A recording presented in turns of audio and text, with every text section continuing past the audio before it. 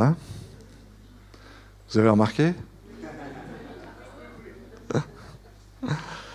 Ok, merci à Pasteur Johan. Juste de nous encourager à comprendre que Dieu a un plan vraiment parfait de bénédiction pour notre vie et qu'il utilise les situations bien au-delà de ce qu'on peut imaginer. Nous, on crie à l'injustice, lui, il crie à la bénédiction. Nous, on crie qu'on ne mérite pas, lui, il dit « tu ne sais pas ce qu'il y a au bout ». Et après, tu vas me dire merci. Une fois que tu as traversé, tu me diras merci. Et j'aimerais qu'on lise un passage dans Éphésiens 3,16 qui va bien avec ce que j'aimerais partager avec vous aussi, justement. Juste le verset 16, il dit, l'apôtre Paul parle aux Éphésiens, il dit « Afin qu'il vous donne, selon la richesse de sa gloire, d'être puissamment fortifié par son esprit dans l'homme intérieur. » Et puis le reste, bon, vous pouvez le lire parce que c'est intéressant. En sorte que, ça veut dire, et voilà ce qui va arriver si Dieu vous fortifie dans l'être intérieur, dans l'homme intérieur. Et on doit l'admettre, on est tellement occupé avec l'homme extérieur. Et l'homme extérieur, c'est pas seulement le corps. C'est pas seulement le corps. L'homme extérieur, c'est aussi ce qui est extérieur à la pensée de Dieu. C'est-à-dire des pensées, des systèmes de pensée, des attitudes intérieures, des attitudes spirituelles qui n'ont rien à voir avec la pensée de Dieu. Et ces choses, Dieu veut les enlever. Et c'est ça, être fortifié dans l'homme intérieur aussi. C'est tout ce travail-là. Tout ce travail. Pasteur Johan parlait d'espace. Oui, l'espace, à la fois Dieu est infini, mais l'espace qui nous appartient, il n'est pas si infini que ça. Et il ne peut être occupé, et il ne doit être occupé que par les choses qui sont vraiment importantes et qui nous bénissent et qui nous font grandir avec le Seigneur. Donc on va prier. Seigneur, merci pour ta parole, merci pour ce qu'on a entendu. Seigneur, d'une façon ou d'une autre, permets que nous soyons, Seigneur, fortifiés dans notre homme intérieur. Par ta puissance, Seigneur, par ta grandeur, par ton amour pour nous, ton plan parfait, ton désir de nous voir être de plus en plus semblables à l'image de ton Fils bien-aimé. Merci, Seigneur, c'est merveilleux. On est ébloui, Seigneur. On est ébloui parce que l'esprit qui est en nous témoigne, Seigneur, de ces choses, même si on ne les maîtrise pas véritablement. Nous sommes éblouis, nous sommes complètement bouleversés, Seigneur, de l'intention et de l'attention que tu as envers nous, de ce plan et de ces projets merveilleux que tu as pour nous. Et ce matin, je veux te dire merci, et avec mes frères, je te dis merci, Seigneur, pour ça. Au nom de Jésus. Amen. Amen. Et c'est bien, on va parler justement de l'homme intérieur, qui est plus important que l'homme extérieur. L'homme extérieur est appelé à, non pas à disparaître pour disparaître, mais à être complètement bouleversé, complètement transformé. L'homme corruptible, le corps corruptible va revêtir l'incorruptibilité, le corps mortel va revêtir l'immortalité. Ce n'est pas simplement que ce que nous avons maintenant va demeurer éternellement, non, ce sera un autre corps. Apparemment le même, ce sera un autre corps, un corps nouveau, glorifié.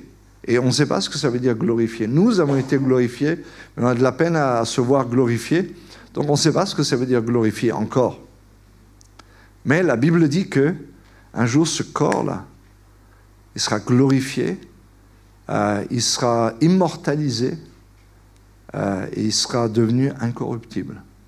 Et on va certainement être encore une fois étonné et ébloui. Je pense que les premières billions d'années que nous passerons auprès du Seigneur je pense, que nous serons juste étonnés de découvrir ce que Dieu a fait pour nous. Juste ça. Juste étonnés. Et que le seul mot qui sortira de notre bouche, c'est « merci, merci, merci, merci ». Et on ne se fatiguera pas de le dire. On ne se fatiguera pas de le dire. Tellement il y aura des raisons de le dire. Tellement. Tellement.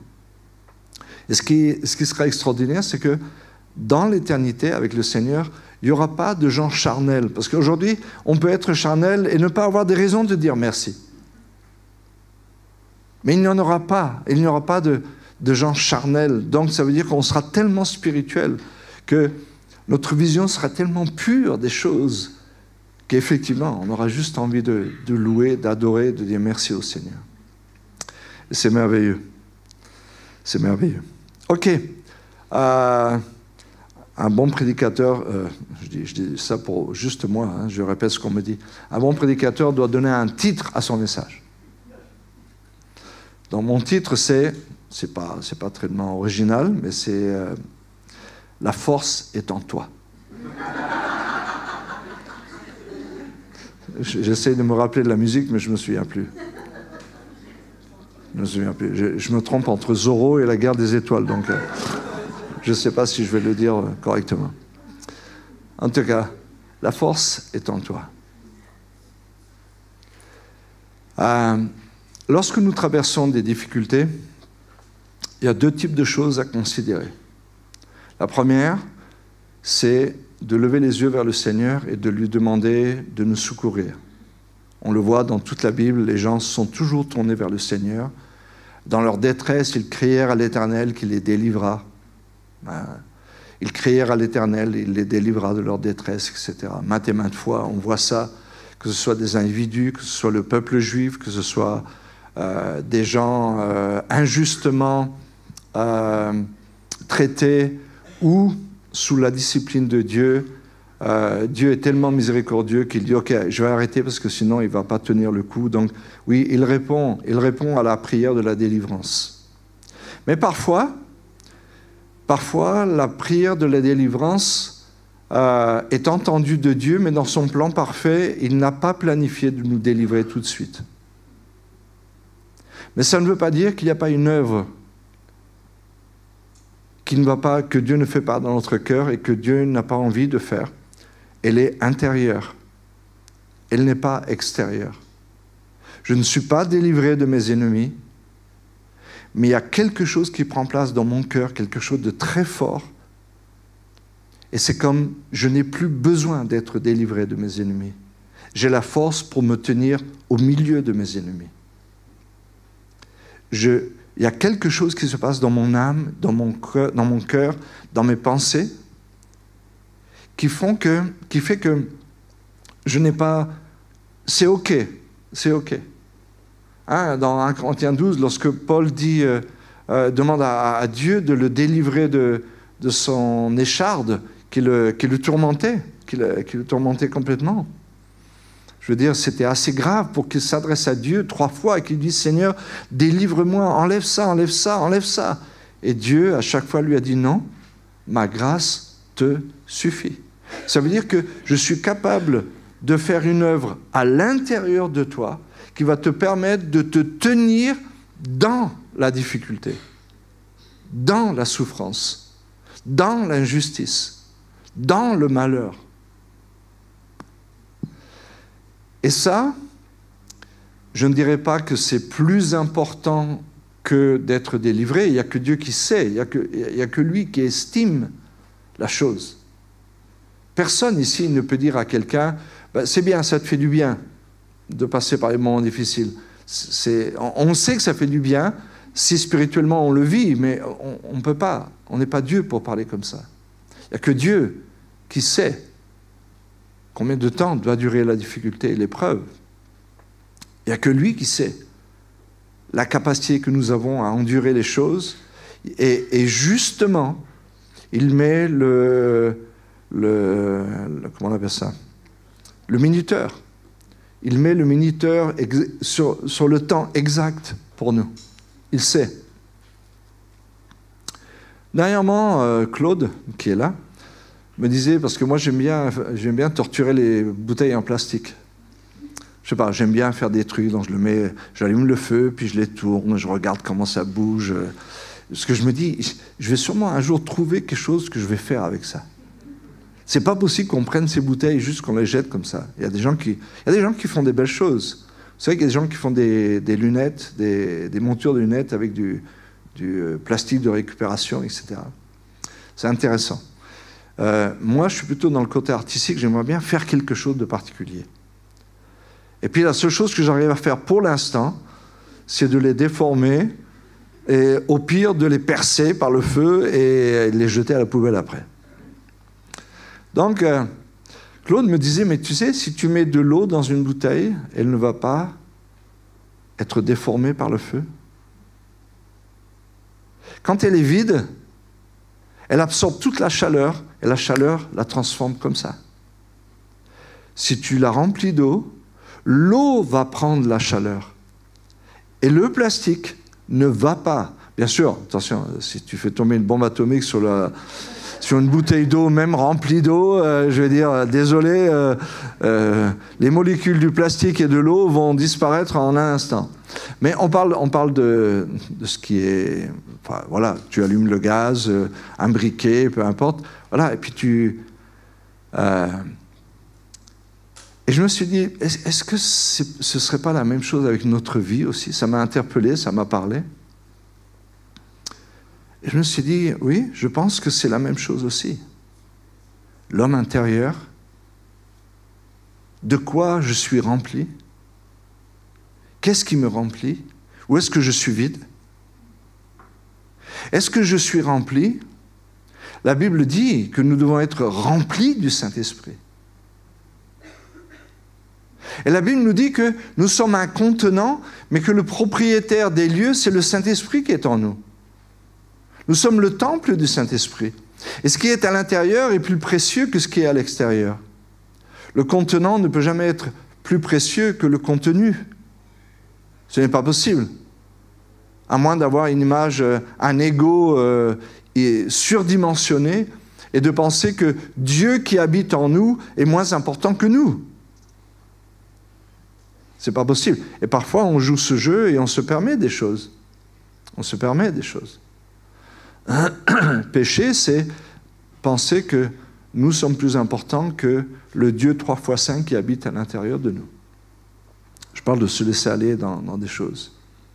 Donc, en pensant à ça, je me suis dit, wow, il y a sûrement une vérité, quelque chose qui doit nous parler, quelque chose qui est important.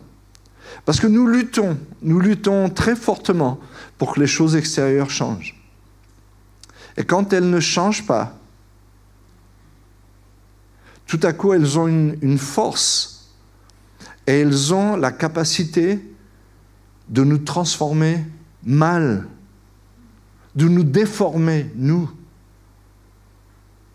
Parce qu'on n'a rien en nous qui soit là pour absorber la chaleur de l'épreuve, la difficulté de la situation. Et c'est pour ça qu'on est déformé.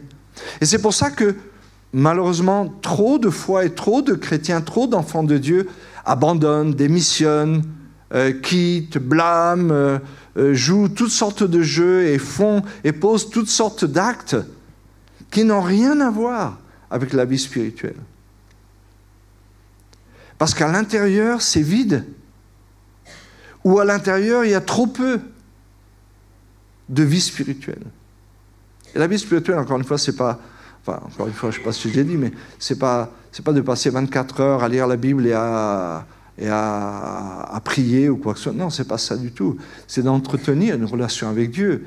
C'est bien sûr de se donner à la parole de Dieu, c'est évident, puisque ce qui nous remplit, c'est Dieu, qui est la parole de Dieu, et l'Esprit de Dieu qui nous enseigne la parole de Dieu. Donc c'est trois choses qui ne forment qu'une chose, en fait, puisque l'Esprit est Dieu, la parole est Dieu, et Dieu est la parole, et Dieu est l'Esprit. Donc, ces trois choses qui ne sont qu'une, en vérité, il faut qu'elles habitent en nous avec richesse.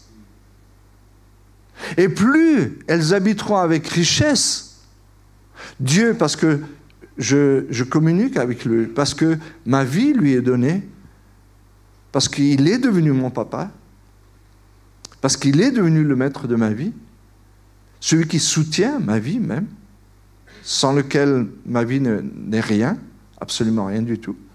La parole, parce qu'elle me donne des définitions, elle éclaire mon âme, elle éclaire mes yeux, elle refaçonne ma façon de penser. Et le Saint-Esprit qui me donne la puissance de vivre la vérité que je découvre et que j'accepte dans mon cœur. Sans le Saint-Esprit, la parole resterait presque lettre morte. C'est le Saint-Esprit qui nous donne l'énergie et qui transforme la parole de Dieu en source de vie et en source d'énergie pour nous. Donc, c'est important d'entretenir cet être intérieur, cette vie qui est à l'intérieur de nous. Et l'apôtre Paul le dira d'une autre façon, lui qui a traversé des tas de persécutions, et qui, mieux que n'importe qui d'entre nous, je pense, peut dire, et avec tout le respect que je dois à chacun pour toutes les douleurs que vous avez pu traverser, les souffrances, etc., mais l'apôtre Paul en a traversé beaucoup, et il dira, alors que notre être extérieur se détruit, notre être intérieur se renouvelle de jour en jour. Et le plus important, c'est l'être intérieur. La preuve, c'est quoi? C'est que si vous perdez un bras, vous êtes toujours vous.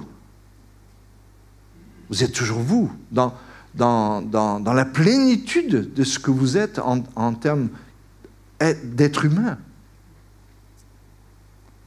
Donc, l'être intérieur, l'homme intérieur, est tellement important. Tellement important. Et trop vite, nous sommes brûlés, déformés, transformés à autre chose qu'à l'image de Dieu. Parce qu'il n'y a rien qui prend à l'intérieur. Il n'y a rien qui me permet de laisser la chaleur de la difficulté venir sur moi et de dire non. Vous savez, dans 1 Jean 5, 18, il est dit, celui qui se garde lui-même, celui qui est né de Dieu ne pêche pas, il se garde lui-même, et le malin ne le touche pas. Ne le touche pas. Parfois, le malin peut nous toucher et déformer quelque chose dans notre vie. Parce que se garder, c'est justement communier avec le Seigneur. Se garder, c'est laisser la parole de Dieu remplir notre cœur et nos pensées. Donc, de quoi sommes-nous remplis?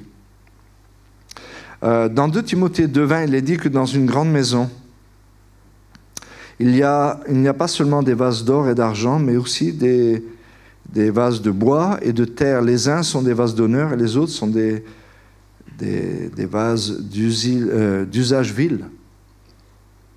Et je pense que nous pouvons, de façon pas aléatoire, mais nous pouvons décider d'être soit un vase d'usage d'honneur, soit un vase d'usage vil.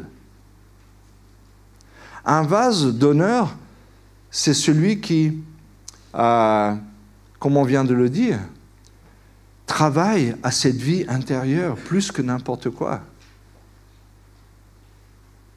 Il honore ce qui l'habite. Il révèle ce qui l'habite. Il entretient ce qui l'habite. Vous ne l'avez pas de la même façon, un vase d'honneur et un vase d'usage vil. Vous ne l'entretenez pas de la même façon. Donc, nous sommes des vases, nous sommes des contenants. Et ce qui est le plus important, c'est ce qui est à l'intérieur, pas ce qui est à l'extérieur, encore une fois. Lorsque Zacharie, le sacrificateur qui était rentré dans le temple pour faire l'office, qui se faisait jour après jour, des sacrificateurs, des prêtres étaient choisis pour que chaque jour ils puissent pénétrer dans le temple et officier devant le Seigneur, changer les pains, enlever les pains de proposition, remettre de l'huile dans les chandeliers, verser le parfum, etc., enlever les cendres.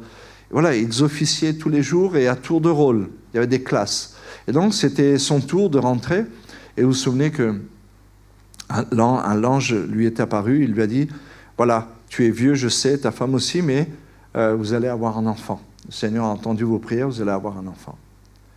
Et lui n'a pas cru, bien au contraire. Presque il a repris l'ange en lui disant, mais qu'est-ce que tu racontes? Tu m'as bien regardé? Je ne suis pas un genou, c'est impossible que ça arrive. Vous imaginez, un ange vous parle et vous lui dites ce qu'il doit dire. C'est assez intéressant. Donc ça prouve à quel point, même si l'officier dans le temple, Zacharie était charnel à ce moment-là. Il n'était pas spirituel. On peut être chrétien, venir à l'église, faire beaucoup de choses, mais un moment peut révéler qu'est-ce que nous sommes véritablement. Et Dieu permet des moments justement pour révéler ce que nous sommes, pour nous aider. Mais un peu plus tard, donc il devient muet, parce qu'il dit des bêtises, donc Dieu lui dit, écoute, il vaut mieux pour toi que je te ferme la bouche, comme ça, pendant un moment, tu diras plus de bêtises, ça va te faire du bien. Et ça lui a fait du bien. Ça lui a fait tellement de bien que lorsque sa femme est devenue enceinte et qu'elle a accouché de Jean-Baptiste, tout le monde voulait donner le nom de Zacharie au nom à l'enfant, puisqu'il était le premier-né de la famille, le garçon. Et puis, à un moment donné, la bouche de Zacharie s'ouvre et dit non, son nom est Jean. Qu'est-ce qui s'est passé à l'intérieur de lui? Depuis le jour où il est devenu muet, au jour où il a osé confesser la vérité émanant de Dieu. Tout un travail qui s'est passé. Je dis ça pourquoi? Parce que la vie intérieure ne s'entretient pas n'importe comment. Certainement, il s'est mis en ordre avec le Seigneur. Certainement, il a reconnu son péché. Certainement, il a reconnu sa faiblesse et son incrédulité. Et Dieu a fait une œuvre dans son cœur. Il a fait une œuvre. Il y a beaucoup de gens qui ont été remplis de l'Esprit. Zacharie, à ce moment-là, il était rempli de l'Esprit. Oh, ça ne s'est pas manifesté par des choses fabuleuses du genre les morts sont ressuscités ou quoi que ce soit, mais tout à coup, sa bouche qui disait des choses négatives et charnelles, tout à coup, sa bouche a commencé à dire la vérité. Et ça, c'est un des signes de celui qui est rempli du Saint-Esprit. Et on a besoin d'être rempli du Saint-Esprit. La Bible nous dit, on doit être rempli du Saint-Esprit. Si on n'est pas rempli du Saint-Esprit, on sera rempli de nous-mêmes, et rempli de nous-mêmes, on dira des bêtises. C'est évident, bien sûr que c'est évident. Et si on n'est pas rempli de l'Esprit, parler c'est une chose, mais traverser des moments difficiles c'est une autre chose. Si quand tout va bien, je peux dire des bêtises, vous pouvez imaginer le genre de bêtises qu'on peut dire quand l'épreuve, la difficulté va venir. Quel genre de négativité va sortir de notre bouche? Quel genre de décision on va prendre? Ce sera terrible. Prenez les Juifs. On a envoyé des espions en Canaan pour espionner le pays. Ils sont revenus, ils ont donné un rapport mitigé au départ. Oui, c'est vrai, regardez les fruits, regardez, c'est un pays merveilleux où coule le lait et le miel, mais on ne va pas y aller parce que là-bas, c'est dangereux. Josué et Caleb, eux, donnent un témoignage 100% positif, basé pas seulement sur ce qu'ils ont vu, mais sur ce que Dieu avait promis. C'est des gens remplis de l'Esprit. Ils sont OK pour aller, malgré le danger. Ils sont remplis de l'Esprit. Les autres pensent qu'eux aussi peuvent être remplis de l'Esprit, mais ils ne sont pas remplis de l'Esprit. Et quand Dieu leur dit, puisque c'est comme ça, vous allez tourner pendant 40 ans dans le désert. Là, ils se disent, non, maintenant on est remplis de l'Esprit, allons-y. Et ils y vont, ils ne sont pas remplis de l'Esprit. Ils y vont et ils sont défaits. On n'invente pas. Être rempli de l'Esprit, ça ne s'invente pas, ça ne se décide pas comme ça. Ça ne se décide pas comme ça. Ça se demande à Dieu. Mais je pense qu'il y a des choses qui nous amènent à être remplis de l'Esprit de Dieu. Ne pas être laxiste avec le péché dans notre vie.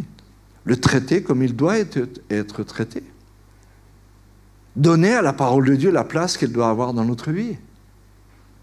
Entretenir une relation avec Dieu. Être comme David qui dit « Seigneur, sonde mon cœur et montre-moi s'il y a quelque chose qui ne va pas. Montre-moi si je marche sur la voie de la vérité. Et si ce n'est pas le cas, oh, aide-moi s'il te plaît. » Aujourd'hui, on est dans un monde où il y a une grosse tendance. Puisqu'on a mis Dieu de côté, maintenant on se focalise sur l'homme. C'est l'humanisme à fond la caisse. Mais rappelez-vous que l'humanisme n'est pas la philanthropie. L'humanisme, c'est mettre l'homme au centre de toute explication de vie. Mais ça ne veut pas dire que, parce qu'on est humaniste, qu'on aime les hommes. Surtout, ne vous laissez pas berner. Humanisme ne veut pas dire aimer les hommes. Ça veut dire qu'on met l'homme au lieu de Dieu, au centre de toute chose. Mais celui qui est philanthrope, il a l'amour pour l'homme. Et nous sommes philanthropes quelque part.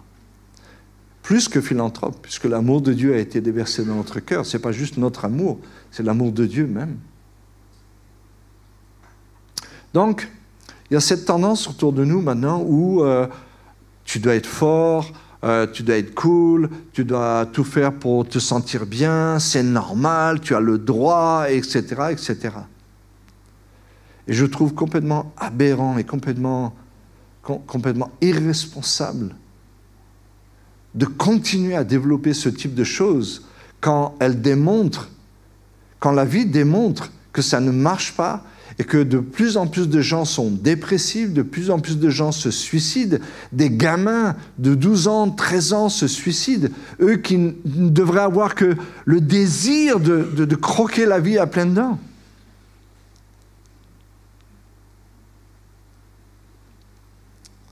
L'homme intérieur, Dieu, la parole, le Saint-Esprit qui est en nous. Donc, on voit, on n'a pas le temps de lire les choses, mais vous parcourez les actes et il est dit, Pierre, rempli de l'Esprit, s'adresse aux hommes. Et il leur dit la vérité, il s'adresse aux pharisiens, aux docteurs de la loi, et il leur annonce un message extraordinaire, puissant.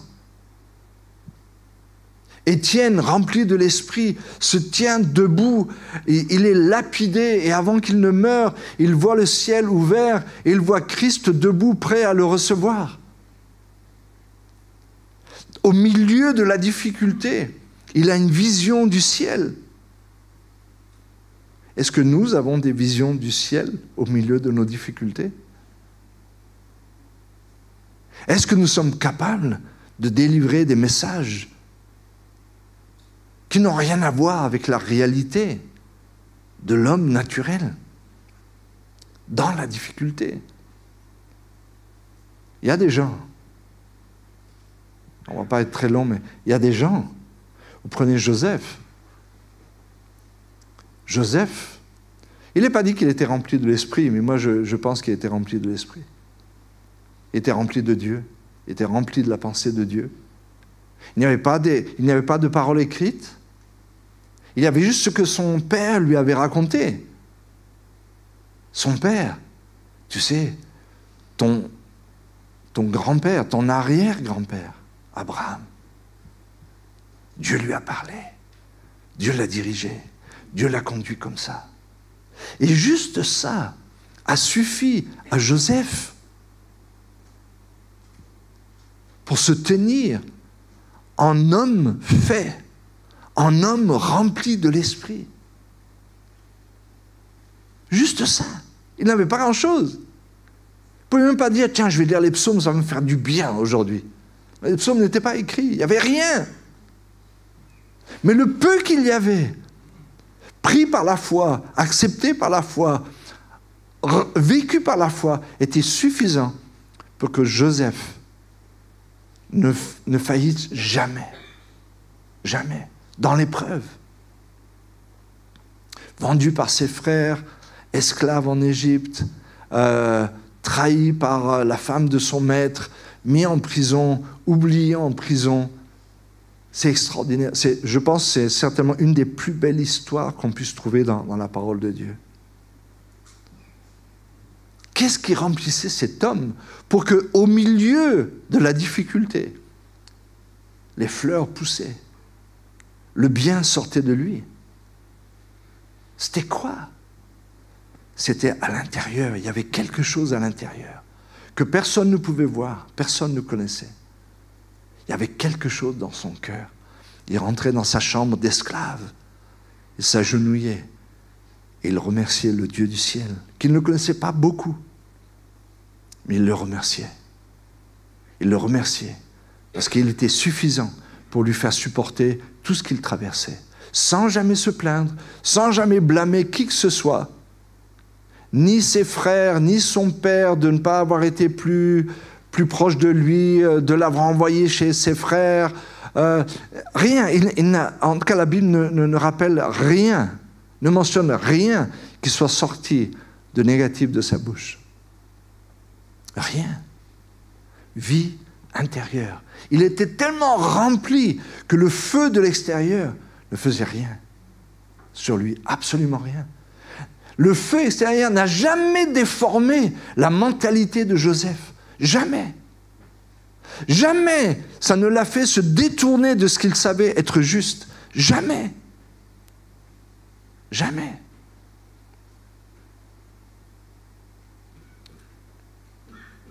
Et puis une image complètement, beaucoup plus, pas spectaculaire, parce que pour moi l'histoire de Joseph est spectaculaire. Mais les 3 jeunes hommes hébreux qui sont jetés, un peu plus précises, on va dire, matériellement parlant, les 3 jeunes hommes hébreux, Shadrach, Meshach et Abednego, sont jetés dans la fournaise, dans Daniel 3. Et qu'est-ce qu'il est dit de ces jeunes hommes-là? Le feu a brûlé leurs liens. Mais le feu n'a touché ni leurs vêtements, ni leurs cheveux, même pas l'odeur de la fumée ne les a touchés quand ils sont sortis de la fournaise. Hein? Et nous, c'est juste une petite bougie qui est allumée et tout à coup, on est comme cette bouteille en plastique. On est complètement déformé. Mais attends, c'est toi? Oui, c'est moi. Tu ne me reconnais pas? Absolument pas. Alors, je ne te reconnais plus. Attends, hier, tu étais à l'église, alléluia, blablabla, tout ça. Et aujourd'hui, là, une allumette a été craquée juste trop près de toi et tu es complètement déformé. C'est quoi le problème? C'est dedans. Il n'y a rien dedans. Il n'y a rien dedans. L'eau. L'eau, c'est quoi? C'est la parole de Dieu. C'est la vie. C'est Dieu. Ah, bien sûr, si tu mets de l'essence dans une bouteille en plastique et que tu mets le feu, il y a des chances qu'elle se déforme un peu, à un moment donné, et qu'elle explose. Mais quand l'eau de la vie, l'eau de la parole de Dieu est là, en abondance, en nous, c'est complètement autre chose. Complètement autre chose. Alors j'aimerais juste vous encourager à ça. Il y aurait sûrement beaucoup de choses à dire et j'en aurai, mais on va s'arrêter là. De quoi sommes-nous remplis? De quoi sommes-nous remplis? Le feu va venir. Je vous le dis, en vérité, le feu va venir. Il va venir. Mais Dieu est là. Il est encore plus présent que le feu. Et il est tellement présent qu'il est en vous. Il est en vous. Et c'est lui qui va prendre la chaleur. Et c'est lui qui va prendre les coups. Donc, Gloire à Dieu pour cette vie surnaturelle à laquelle il nous a appelés. Et c'est possible.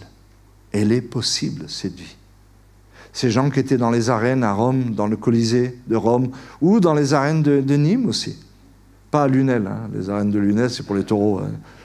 Mais à Nîmes, des vraies arènes. À Rome, des vraies arènes. On y mettait des chrétiens et ils chantaient.